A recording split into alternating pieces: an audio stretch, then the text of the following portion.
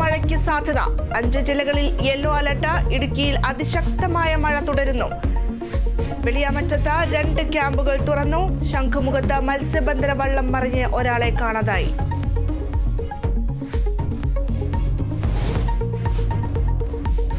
തിരുവനന്തപുരം നെയ്യാറ്റിൻകരയിൽ മകളുടെ കഴുത്തറുത്ത് അമ്മ ജീവനൊടുക്കി. അറക്കുന്ന സ്വദേശി ലീലയാണ് ജീവനൊടുക്കിയത്.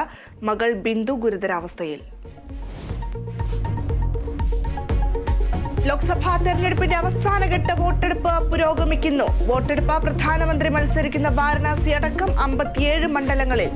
ബംഗാളിൽ സംഘർഷം. പോളിംഗ് യന്ത്രം കുളത്തിലെറിഞ്ഞു. കന്യാകുമാരിയിലെ ധ്യാനം പൂർത്തിയാക്കി നരേന്ദ്രമോദി ഇന്ന് മടങ്ങും. ഡൽഹിയിൽ ഇന്ത്യ മുന്നണിയുടെ യോഗം.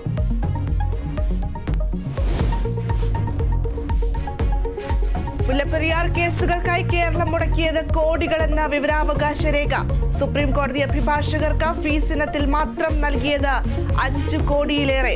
2010 മുതൽ സംസ്ഥാനത്തിന് വേണ്ടി ഹാജരായത് 10ഓളം അഭിഭാഷകർ.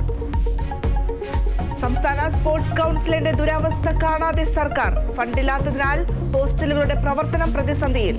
ഹോസ്റ്റൽ നടത്തിപ്പിനുള്ള പണം ലഭിച്ചിട്ട് 8 മാസം പിന്നിട്ടു. 2020 ലോകകപ്പ് ഒരുക്കങ്ങളുമായി ടീം ഇന്ത്യ. ഇന്ന് ബംഗ്ലാദേശുമായി സന്നാഹ മത്സരം. രാത്രി 8 മണിക്ക് ന്യൂയോർക്കിൽ. വിരാട് കോഹ്ലി കളിച്ചേക്കില്ല.